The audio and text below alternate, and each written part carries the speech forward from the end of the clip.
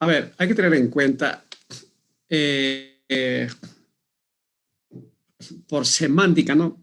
Solamente lo que es una miocardiopatía y lo que es una cardiomiopatía. Les repito, miocardiopatía versus cardiomiopatía. Y simplemente es la etiología. Miocardiopatía, me refiero a enfermedades del músculo cardíaco sin etiología. O sea, idiopáticas. En cambio, si digo cardiomiopatía, sé la etiología. Por ejemplo, cardiomiopatía chagásica, cardiomiopatía isquémica, cardiomiopatía amiloidótica, sé la etiología. Solamente esa es la única diferencia semántica como tal. Y entre las miocardiopatías como tal que vamos a llevar ahora, hay tres. En resumidas cuentas, cualquier miocardiopatía, como es miomúsculo fácil, ¿no es cierto? Es una enfermedad que tiene alguna alteración que afecta al músculo cardíaco. ¿Ok? Por tanto, al afectar el músculo, está produciendo insuficiencia o arritmias o cualquier otro motivo. Hay tres miocardiopatías: la hipertrófica, que vamos a ver ahora, la congestiva o miocardiopatía, más conocida como miocardiopatía dilatada, y la restrictiva y obliterativa, que es la más rarita. Ok, aquí estaría una dilatada, todo el corazón dilatado, aurículos y ventrículos. La hipertrófica, que vamos a ver ahora, con sus características de, como su nombre indica, de hipertrofia generalmente del septum. Y la restrictiva, que tiene alteraciones estructurales prácticamente internas de disfunción diastólica severa. Muy bien. Entonces, la miocardiopatía hipertrófica se define como un aumento de espesor de las paredes ventriculares, especialmente el ventrículo izquierdo. No es frecuente ver hipertrofia del ventrículo derecho, porque además el ventrículo derecho es muy delgadito para hipertrofiarse, pero puede ocurrir, ¿ok? Y, sin embargo, cuando yo estoy defino miocardiopatía hipertrófica, también estoy aduciendo que es de etiología desconocida primero y que no está producida por alteraciones de volumen y de presión. Me refiero especialmente a la miocardiopatía, a la cardiomiopatía hipertrófica hipertensiva, producida por hipertensión pulmonar. ¿Ok? Entonces, esa es la diferencia. Entonces, si seguimos con otras definiciones, esto de cardiopatía sería una miocardiopatía que curse con hipertrofia ventricular de causa desconocida. ¿Ok? De causa desconocida. Y miren que es más o menos frecuente porque una de cada 500 personas tienen alguna partecita de hipertrofia ventrículo izquierdo. Y eso vemos en el eco. Vienen por otros motivos y encontramos ciertas alteraciones de hipertrofia, especialmente en el septum interventricular en estos pacientes. Y como es leve, no sienten absolutamente nada. Pero sí hay cuadros realmente severos de esta enfermedad, de verdad, que realmente tienen un riesgo muy grande, como vamos a ver generalmente. Entonces, se sabe que es una alteración genética del sarcómero y también de otras proteínas que están dentro del miocardio, que son factores genéticos mismo, y que hay un 10% de esta enfermedad de tendencia familiar. Aquí en Sucre había una familia de 4 hermanos con miocardiopatía hipertrófica y de ellos viven 2 actualmente. Vive una persona de 45 y de 50 años y los 2 mayores ya no, porque hicieron muerte súbita cabalmente. Y es una tendencia familiar porque su mamá también había muerto cuando era muy jovencita, ¿ok? Y murió de muerte súbita, que en ese entonces no supieron de qué era. esta enfermedad produce una disfunción sistodiastólica, un poco más diastólica que sistólica, pero al final es sistodiastólica, y se debe a que el corazón no se contrae ni se relaja en forma uniforme. Eso quiere decir esa palabra heterogeneidad de la relajación ventricular. Y además, el corazón, no sé si han visto alguna vez un corazón realmente en movimiento en su estructura, no es uniforme en general, sino es circular. El ventrículo gira un poco, se rota para contraerse, ¿ok? Entonces, existe una distorsión de ese estilo, de la rotación de la contracción ventricular, cabalmente por la hipertrofia. Otro problema que puede causar la hipertrofia es que la hipertrofia septal, que va mucho más hacia el septo interventricular, entonces puede obstruir el tracto de salida del ventrículo izquierdo, produciendo como si fuera una estenosis aórtica, ¿ok? Y alguna vez está calcificada como estenosis aórtica de este estilo por hipertrofia, pero del tracto de salida del ventrículo izquierdo, que compromete la válvula.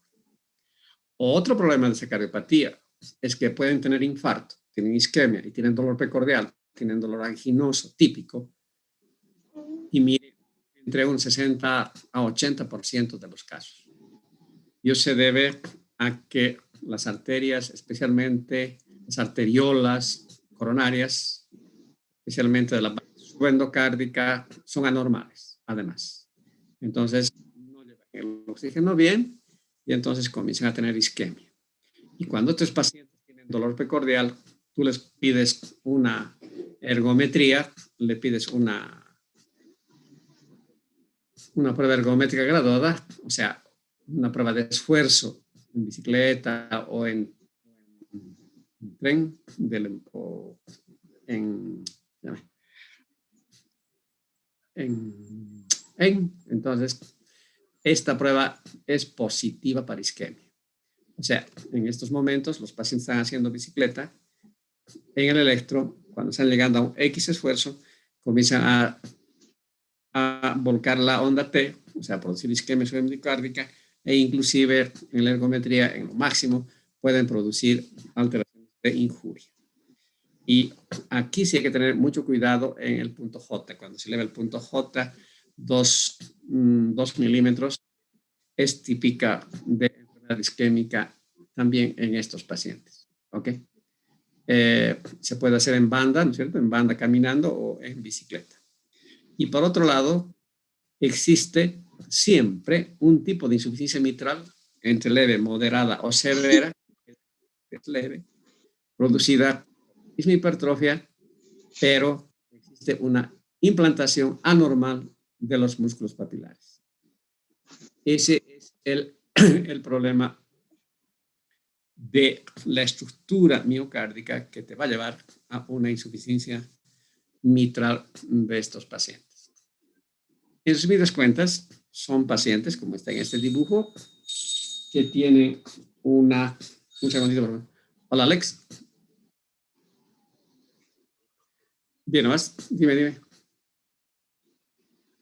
Ah, no te escuché. Sí.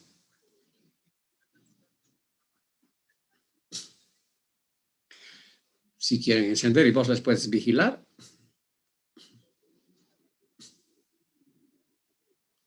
Sí, puede ser. Mejor.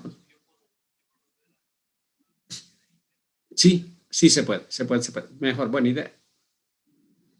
No está mal la idea. Ya, listo. Ya. Te vaya bien. Ok, chao. Entonces, estos pacientes generalmente tienen más hipertrofia, les contaré en el septo, pero pueden tener hipertrofia como en este dibujito, inclusive en toda la pared libre o en la parte apical. O sea, no hay una regla especial, pero lo que más se nota, inclusive en las ecografías al principio, es una hipertrofia del septo interventricular. Entonces, cuando los pacientes se mueren, podemos ver en su anatomía patológica esta hipertrofia del septum. Las cavidades ventriculares pueden ser normales o pequeñas si la hipertrofia es muy grande. Este problema del tracto de salida del ventrículo izquierdo, que produciría una estenosis aórtica funcional, la insuficiencia mitral. Por compensación, se dilatan las dos aurículas más que toda la aurícula izquierda y veríamos unas coronarias gruesas, aparentemente gruesas de buena luz, y sin embargo son estrechas. Eso también es causa de la isquemia de estas venas. A ver, miren este espanto, porque así es. Este es el ventrículo derecho, que casi ya no existe. También un poco hipertrofiado, si se fijan aquí, pero miren la hipertrofia espantosa de estos pacientes. Realmente hay espantos en estos pacientes, o como aquí. Este todavía medio decente, tiene una hipertrofia medio concéntrica. Aquí están hasta los músculos papilares, están hipertrofiados. O esta, casi ya no hay ventrículo, miren. Tan hipertrofiado que está. Obviamente que estos pacientes van a fallecer, o como este. Para acordarse, hay que acordarse de este perrito y su rasconcito de lo que pasa en la cardiopatía hipertrófica. Realmente es alarmante ver, o esta, casi ya no existe cavidad ventricular, ¿no? Aquí está toda la pared libre del ventrículo izquierdo hipertrofiado. Es que, como verán, tener un corazón así de hipertrofiado es una patología muy seria, muy seria. Aquí tienen una histología normal del corazón y esta es la hipertrófica. Si ustedes se fijan aquí, los cardiomiocitos están hipertróficos. No están siguiendo la estructura lineal de la estructura normal del miocardio, sino están hipertrofiados, están alterados. Existen zonas de fibrosis, lo que están viendo blanco, la fibrosis. Existe un infiltrado inflamatorio, con muy poquitos polimorfos nucleares en algunos casos, o como están los puntitos negros, una cantidad inmensa de polimorfos nucleares y mayores fibrosis, pero la estructura del corazón ya se fue. ¿Okay? Esto sería lo normal. Esto sería una histología hipertrófica como tal. ¿Okay? Aquí también van a ver zonas de fibrosis, miren, más o menos intensas. Y lo que se llama, lo que les había comentado aquí, esta parte tan desigual de estructura, los patólogos llaman desestructuración de las miofibrilas con ramificación anómala de los miocardiocitos. Ese es un término típico de la anatomía patológica en esta cardiomiopatía. Aquí tienen un septum normal. Aquí tienen un septum de la miocardiopatía hipertrófica. Otro espanto. Ok. ¿Y cuál es la historia natural de estos pacientes? Eso sí que es muy variable porque depende de cuánto de hipertrofia tienes. Si está comprometida la pared libre más la parte apical más la parte septal, vas a vivir menos. Y si la hipertrofia solamente septal y todavía tienes una función sistodiastólica más o menos buena, tú vas a vivir un tiempo más largo. Y estamos hablando sin tratamiento, sin tratamiento. Y entonces se dice que la mortalidad es 1% por año más o menos. Pero también está la muerte súbita, especialmente en estas miocardiopatías familiares que se mueren a edades muy tempranas. Estamos hablando de 25, 30 o al cuentas 40 años de edad. Y también, por tanto, si la anatomía patológica es distinta, más o menos hipertrófica, la sintomatología también lo es. Hay pacientes asintomáticos por mucho tiempo. De esta familia que les digo, han sido asintomáticos hasta sus 40 años de edad.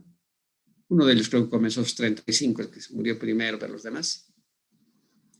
Y también otros pueden complicarse con arritmias, que vamos a ver más adelante, y con insuficiencia cardíaca sistodiastólica, o tienen fibrilación auricular, que les ensombrece muchísimo su pronóstico y tienen embolias.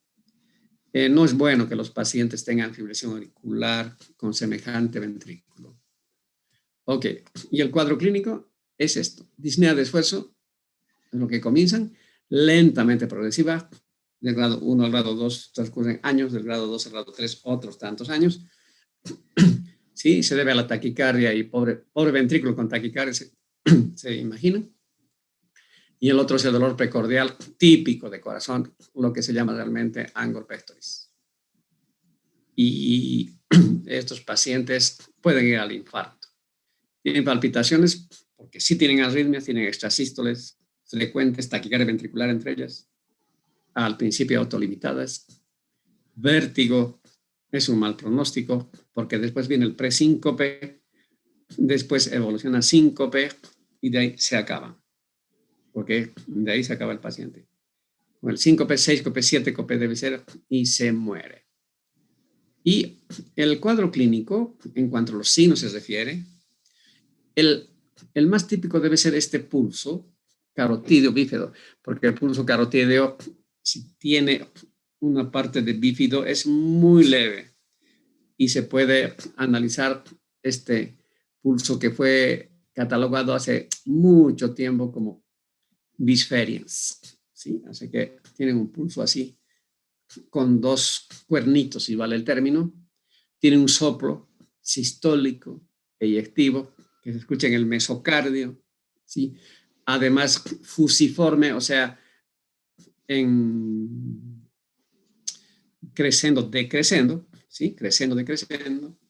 Intenso, miren, 3/6, y que disminuye en posición de cuclillas. Ese es parte del diagnóstico, ¿sí? De este tipo de soplo, ¿ok? Que aumenten las extrasístoles. Si no tiene extrasístoles, no vas a escuchar el aumento. Pero en general, esto, el soplo disminuye. Si era 3/6, 4/6, en cuclillas, 1/6, listo. Así que disminuye, digamos, intensamente. Y si haces maniobra de Valsalva, aquí sí existe una taquicardia repentina. Digamos que está con 60, 70 por minuto, haces Valsalva y se van haciendo 120, 150 su pulso, ¿sí? Hacen taquicardia con la Valsalva. Y también si escucharías el soplo también sube de intensidad. Pero no mucho, en la experiencia no mucho, pero sí este pulso repentino. O sea que es fácil el diagnóstico si la piensas. Tiene un soplo 3/6 en mesocardio, que disminuye con cuclillas y taquicardia con la Valsalva. El diagnóstico está hecho. Está hecho. El pulso apical obviamente es más sostenido y con sensación de triple latido, pero no sé, nunca lo he sentido como un triple latido, pero está descrito como tal. Pero más que todo, sí, un pulso apical sostenido. Y aparte, como hay un compromiso mitral que hemos visto, hay un soplo de insuficiencia mitral, por ahí bien, más o menos típico. Ok, el electrocardiograma ayuda mucho en el diagnóstico. Obvia que va a haber un Sokolov a lo bruto, un sinus de agrandamiento del ventrículo izquierdo, y además va a haber test negativas, ¿sí? Grandes test negativas en derivaciones izquierdas, o sea, de 1-ABL y B4, B5, B6, y el eje del QRS no va a estar muy a la derecha. Y además aparecen estas Qs anormales como si fueran infarto. Nunca todavía tuvieron infarto, pero aparecen Q anormal generalmente en B1, B2. ¿Sí? O sea que eso es también parte del diagnóstico. Esos son los criterios mayores de electro y hay criterios menores como un bloqueo completo de rama, no importa derecha o izquierda. Aparecen muescas, esas alteraciones en la conducción intraventricular. Aparecen muescas en derivaciones izquierdas, o sea, como si fueran M's en derivaciones izquierdas, y S profundas en B2, más que 25 milímetros. Aquí tienen ustedes un electro. Aquí está una hipertroventrículo izquierdo. Aquí están ya unas sobre otras, están las ondas R con la S por el zócalo que está viendo. Y una cosa que llama aquí la atención es que miren aquí en D2, aquí en D3 y en ABF, miren, ha habido el ST supradesvelado y además con VAD. Aquí también. El punto J se subió. ¿De acuerdo? O sea que aquí en la cara inferior, y sin embargo, no es una injuria como tal, es parte del diagnóstico de ese diagnóstico de lo que estamos hablando. ¿Ok? Y por otra parte, si ustedes se fijan bien, otra vez tengo ondas Q anormales en B2, en D2, en D3, mucho más profunda, y ADF anchiprofunda. Aquí todavía está Qcita en D2, no sería, ¿no? Si sigo pensando en la cara inferior, tengo Q en D2, D3 ABF. Y estoy teniendo T negativas en D1 y ABL. Son las derivaciones izquierdas. Aquí todavía no tengo T negativa. En cambio, este electro de un paciente mucho más severo, con mucho más hipertrofia, aquí voy a tener, mire, eres altísimas en B4, B5, B6, y además ya tengo estas T's tan típicas, bien picudas, bien profundas y bien picuditas en cavidades izquierdas. Y por otro lado, si ustedes se fijan, tengo un salto enorme entre esta RDB1 a RDB2. Y el isodifásico, que tenía que estar en B3 y B4, tengo en B2. ¿Okay? Así que estas corazones son una macana. Miren, tengo T negativa y atípica bien en la parte izquierda, D1, en B3, B4, B5, B6, y tengo en D1 y ABL. Y D1 ABL está viendo la parte izquierda siempre, ABL left, ¿no? Hacia la parte izquierda. ¿Okay? O sea que estoy viendo estos electros así de este estilo son prácticamente más típicos de cardiopatía hipertrófica que otros. Ok, así que me ayuda un poco el electro, pero lo que más me ayuda es el eco, porque el eco va a ver todo, ¿sí? O sea, el diagnóstico está basado prácticamente en la ecografía, porque en el eco voy a ver aumento del espesor del ventrículo izquierdo, o sea, la hipertrofia, ¿sí? Puedo ver y medir la función sistodiastólica, voy a ver el septum intraventricular, voy a ver ese engrosamiento del tracto de salida del ventrículo izquierdo, voy a ver la insuficiencia mitral, puedo evaluar la dilatación de la aurícula izquierda, y a veces la aurícula derecha, y la disfunción sistodiastólica de mi paciente. O sea que la ecografía es la base del diagnóstico de mi paciente. Cuando encuentro un electro como he encontrado con hipertrofia ventrículo izquierdo y no es hipertenso, lo primero que voy a pensar siempre es en una miocardiopatía hipertrófica. Y el eco me va a dar todo. Aquí tienen ustedes un eco en todo ese hipertrofiado. Miren, todo esto es la hipertrofia del ventrículo izquierdo. Estoy viendo el tracto de salida del ventrículo izquierdo, de la aorta. Esta es la aorta más chiquitita. Aquí miren el septum, súper grueso. Y aquí también, todo está grueso aquí. El septum, parte del ventrículo derecho y todo el ventrículo izquierdo. Aquí solamente el septum. Y todavía la pared libre del ventrículo izquierdo está bien nomás. En la parte apical también, esta sombra es por hipertrofia. Y aquí, si yo comparo aurícula derecha con la aurícula izquierda, la aurícula izquierda va a estar un poco más dilatada. Otra cosa genial es ver resonancia magnética e hipertrofia. Es mucho mejor que el eco, aunque el eco está dando otras cosas, ¿no?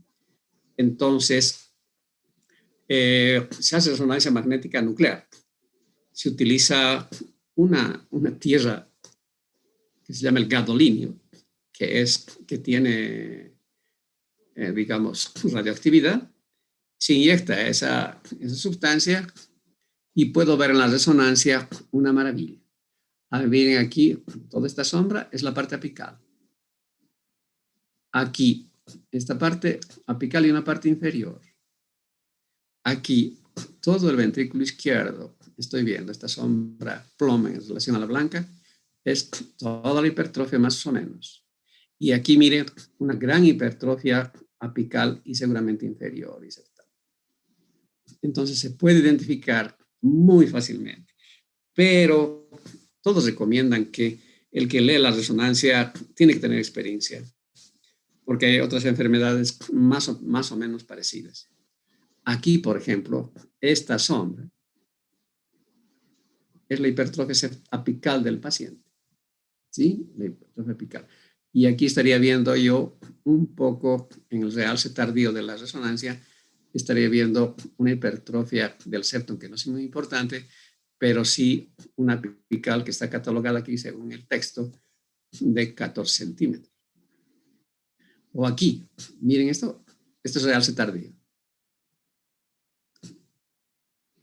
Todo este show es hipertrófico. Todo el ventrículo en forma desigual, ¿no? Hay sectores menos hipertróficos y sectores más hipertróficos. Aquí se puede ver en el realce tardío al revés, se puede ver la hipertrofia ventricular severa, según este. O aquí, miren aquí, toda la pared libre del ventrículo izquierdo hipertrofiado. Aquí la parte apical no mucho, en la cara inferior o la cara septal no mucho, pero esta zona súper hipertrofiada. Y aquí toda esta parte hipertrofiada, más que todo la pared libre del ventrículo izquierdo y la parte apical. O sea que la resonancia magnética, genial para el diagnóstico de este cardiopatía. Ok, ya le hemos pedido electro, le hemos pedido eco y le hemos pedido resonancia. Está muy bien todo. Hemos llegado al diagnóstico y hay que pedirle Holter, por lo menos cada año un Holter o cada 2 años un Holter por la detección de arritmias ventriculares, extrasístoles ventriculares, taquicardia ventricular, porque la tendencia a la muerte súbita es muy alta, hemos dicho, en estos pacientes. Aquí tengo otro electro nomás. ¿Ves? Siempre son test negativas. Qué picudas son las test. Aquí no tanto, pero aquí son muy picuditas. Además, otra vez T negativa en D1ABL. ¿Okay? Este es un paciente del 2015, igual, con test negativas. Y yo pensé que tenía Q, pero este paciente todavía no tiene Q, pero mire, se sale del electro ya en las ondas ERES de la hipertrofia. Y aquí también están extrasístoles bigeminales, ventriculares bigeminales, que aquí nos está hablando de mal pronóstico hacia la muerte súbita, o a veces tienes esto, que es taquicardia ventricular directamente, y fibrilación ventricular, y el paciente se muere. O sea, estos pacientes cuando hacen muerte súbita, hacen primero extrasístoles, después hacen taquicardia ventricular, y seguidamente hacen fibrilación, y les cuento que es muy difícil sacar un paro cardíaco de una miocardiopatía hipertrófica. La mayoría se va. ¿Okay? Y el otro detalle es que a estos pacientes hay que hacerles un cateterismo cardíaco derecho-izquierdo, pensando en otro tipo de solución. Y antes que me olvide, en medicina nuclear, en cardiología nuclear, hacemos estos estudios aquí en Sucre, que son con este tomógrafo, tomografía computarizada de emisión de positrón único, single, que se pueden detectar estas sombras que están aquí, son completamente anormales por hipertrofia. Además, muy desiguales. Aquí hay una hipertrofia, esta es la cara lateral, esta es la cara apical y esta es la cara septal. Y aquí estoy viendo en toda la cara anterolateral, estoy viendo una hipertrofia. O aquí también, en este caso, miren, todo esto es hipertrófico. Esta es la cara, sí, esta es la cara lateral, la cara apical, la cara septal.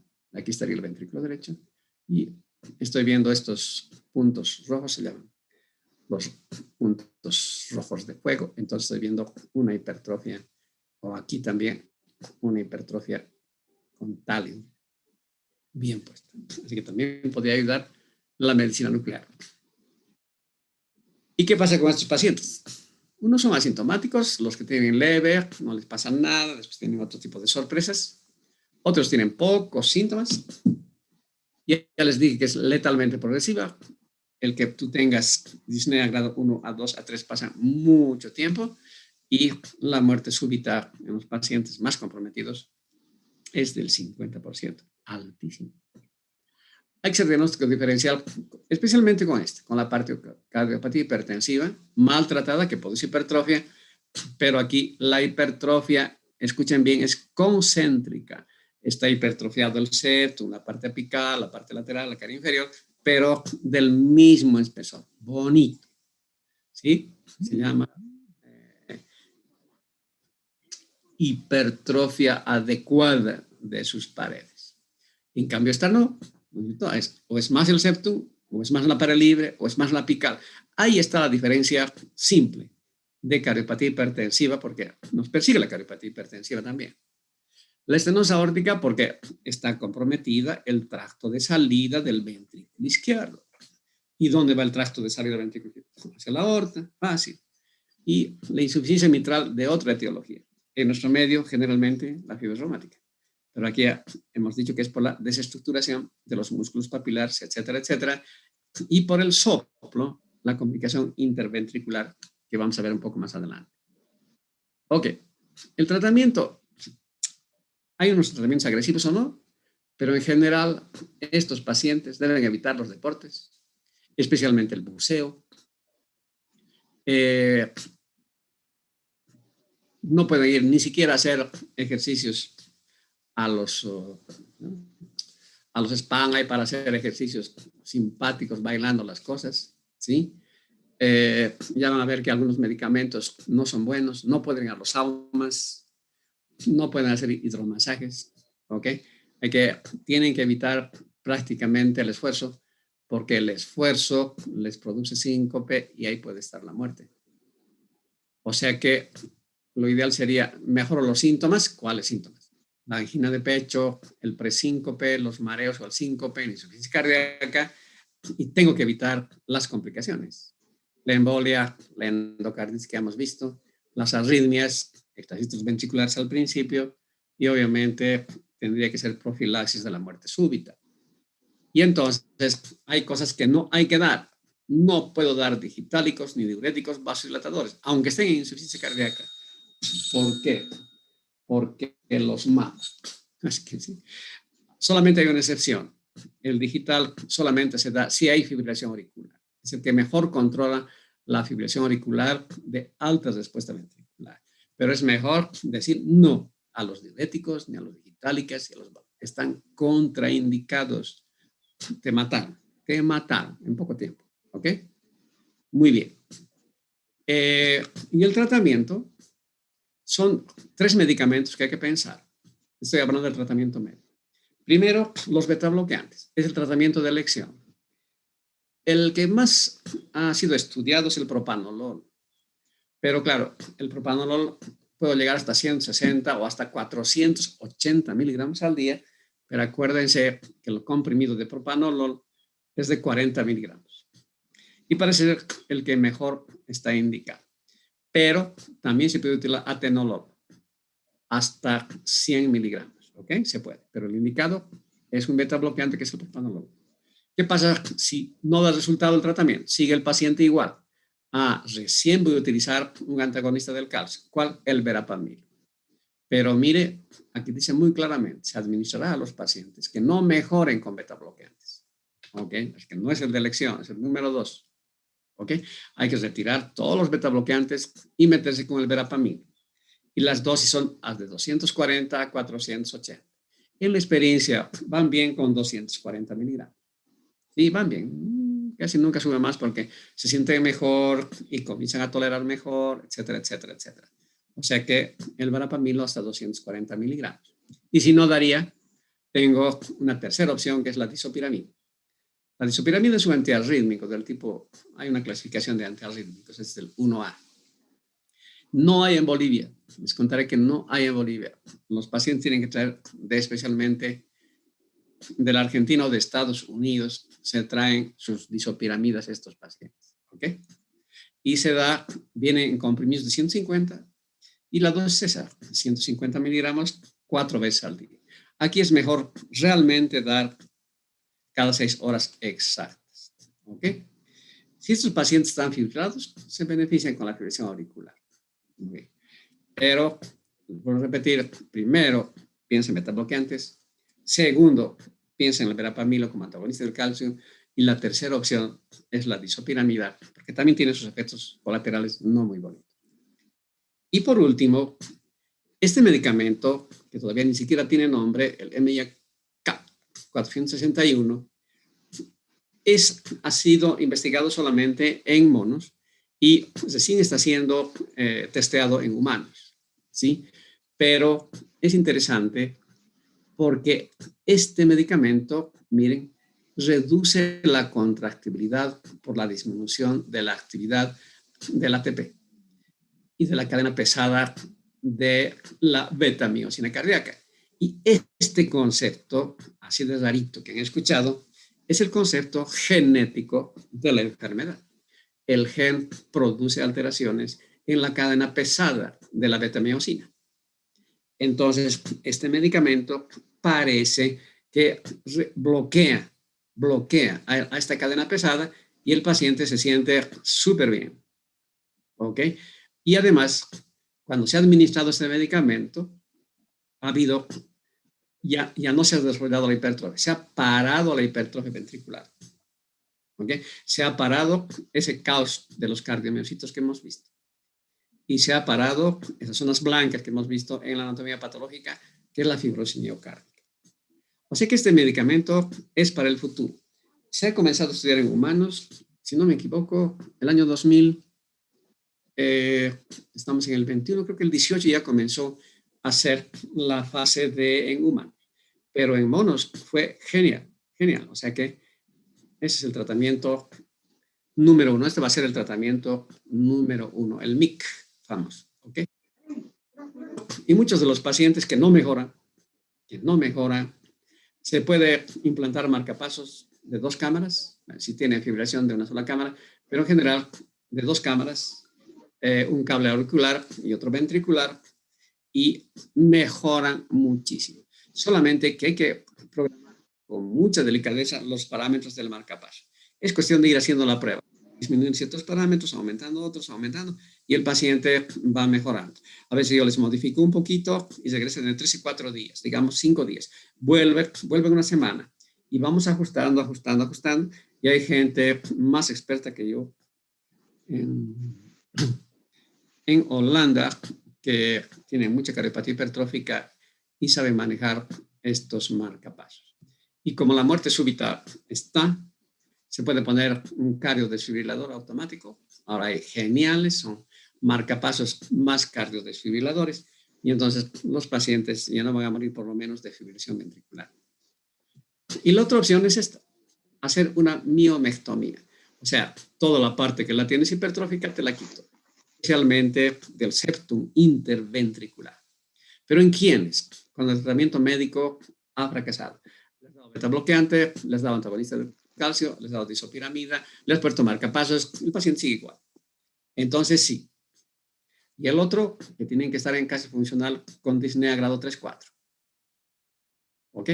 O sea que ahí recién está el tratamiento de la miomectomía. Hay que abrir el corazón y cortar la parte del ventrículo que excede. De todas maneras, ahora hay una cosa genial. Miomectomía quirúrgica a corazón abierto y la percutánea por cateterismo. O sea, se hace un cateterismo normal y corriente, ¿sí? Se hace una cinecoronariografía, muy bien. Se identifica muy bien, digamos que tienes una hipertrofia septal. Se identifica muy bien las arterias septales. Y después a las arterias septales se les inyecta alcohol y se hace un procedimiento de ablación, se llama ablación por alcohol. Y metes en la coronaria y para que no salga de nuevo, le cierras con un balón. Y ahí lo dejas más o menos unos 5 minutos. Después abres lentamente para que se lave la coronaria. ¿Sí? El catéter también lava un poco. Y rescata alcohol. Y entonces ahí vas haciendo las septales o cualquier arteria que hayas identificado de la zona de hipertrofia, y entonces se soluciona de esa manera. Es buen método. Hay todo un show entre los que dicen no sirve mucho, mejor haremos la quirúrgica, y una controversia con esta que es cateterismo y ablación con alcohol. Es todo un protocolo, además. No es tan sencillo, es todo un protocolo para decidir cuál es mejor a quién hacerle. Y hay gente que a veces hace el doble, una parte la hace la quirúrgica y otra la percutánea. Pero es el tratamiento definitivo de esta enfermedad, pero cuando yo le doy el tratamiento a full, a dosis fulles, y el paciente sigue asintomático. Pero, bueno, siempre va a haber el momento en que uno piense que va a haber muerte súbita y a veces hay que avisarles a los pacientes que se pueden morir así para que arreglen sus cosas y no se quede la familia triste con problemas posteriores que siempre ocurren. O sea que es el tratamiento de esta patología. Y entonces les decía yo, hay que valorar ablación versus miectomía. En los ancianos está más indicado la ablación, porque también tienes otras enfermedades, ¿sí? O ya tienes una corta esperanza de vida. En cambio, la miectomía están haciendo más en corazones jóvenes, ¿sí? Aparentemente asintomáticos y que tengan una esperanza de vida más grande. Pero sí, es una balanza de discusión muy grande y la decisión es mejor no tomarla solo. Aquí hay que hacer una junta médica donde haya gente experta en ablación de este estilo, que no siempre la hay, les contaré, y los pacientes que hacen cirugía. Y con eso hay que hablar entre todos y ponerse de acuerdo cuál sería el mejor tratamiento de estos pacientes. Así que es una cosa de ese estilo. Ok. Eso es todo entonces de esta patología más o menos interesante, que les vuelvo a repetir, uno de cada 500 pacientes harto, y que vemos aquí, pero así severas, como dije, yo solamente vi a esa familia de 4 hermanos y después son leves y asintomáticos, y cuando son leves y moderados, la mayoría de ellos entran muy bien con beta bloqueantes. Inclusive se puede dar carvedil. Y la cuestión es que mejoren. Si mejoran de la disnea o del Angor, le sigues dando ese medicamento hasta llegar a la dosis máxima, porque aquí no es que tengan que quedarse con baja dosis. Hay que aumentar y ver la tolerancia hasta que llega a lo máximo, y entonces van bien estos pacientes. Yo tengo 14 pacientes con miocardiopatía hipertrófica, uno es moderado y los demás leves, y esos 2 pacientes que les digo de cardiopatía hipertrófica severa no viven aquí, se fueron a vivir a Chile, que ya no los veo, pero los 2 murieron aquí, los 2 hermanos. Ok, muy bien. ¿Alguna pregunta? Fácil. Ninguna pregunta. Bien, entonces, buenos chicos, han entendido todo. Son enfermedades interesantes, tristemente interesantes. Doctor, ¿Sí? yo tenía una pregunta. Si un paciente con miocardiopatía hipertrófica, aparte es obeso, entonces no va a poder realizar ninguna actividad física para bajar de peso, ¿se les recomendaría la ablación? En el paciente obeso, Sí, que tenga esta miocardiopatía. es mejor la ablación. Pero al paciente obeso, dile que no coma, pues. 3 meses que no coma, se va a volver como yo. Se va a acabar la obesidad. Pero en general, a tu pregunta, sí, es mejor ablación en gente obesa, pero también por otra cosa. ¿Saben por qué? Porque tú tienes un límite para cirugía de corazón abierto. Si eres muy obeso, no te operan, porque te complica y te mueres en el postoperatorio. De que muchos pacientes de cirugía, de cualquier cirugía, entre ella, es rechazada por peso. Y tienen que bajar de peso. Hay una dieta que se llama la dieta de Scardale, que se basa en menor consumo, cero de consumo de azúcares, y al tener cero de azúcar comienza a quemar grasas y proteínas, y con eso van bajando lentamente. Pero son, les cuento, que dietas muy bien individuales, porque la dieta para enflaquecer del fulano con la sultana no es lo mismo. La dieta que vos lees en Vanidades o en cualquier periódico, cualquier revista, no es para vos, porque tú eres Noelia, tú eres Gabriel, tú eres Sol Mariana, y no hay otra persona como vos, y tu metabolismo es completamente distinto. Entonces, estas dietas de cardiología son adecuadas para la persona. Lo bueno es que no mueren de hambre. Pueden comer, digamos, pollo, pueden comer grasa, pueden poner embutidos, todo, y enflaquecen. Y donde vayan siempre van a encontrar pollo, van a encontrar carne, van a encontrar todo, y están enflaqueciendo. Es súper interesante. Pero es un arte dosificar individualmente la dieta de Scardale. Y la manera de saber si tú haces bien o no esa dieta se hace solamente por esas tiritas de control de glicemia o de urea en la orina. Esas chequean las cetonas y si está haciendo bien, las cetonas son positivas, el cuadradito ese se vuelve rosadito y ya está haciendo bien. Si estás mintiendo al médico o a la nutricionista que cumples, te hacen ese test y si sale de otro color o blanco, no estás cumpliendo. O sea que inclusive es un test de mentira de la persona que engorda, porque los gordos siempre dicen que no comen. No como nada, doctor, y soy gordo. Porque comen, punto, así de fácil es. Pero esa decisión entre sedentarismo o no, no, es más decisión de peso para la cirugía o ablación. Nada más. Listo, vayan a estudiar psiquiatría, chicos. Facilitos el examen. Les puedo vender preguntas 5 pesos. Listo. Ok, nos vemos el miércoles, seguramente con mi eucariopatía dilatada. Y después ya vemos la restrictiva. Ok, muy bien, chicos. Nos vemos. Chao.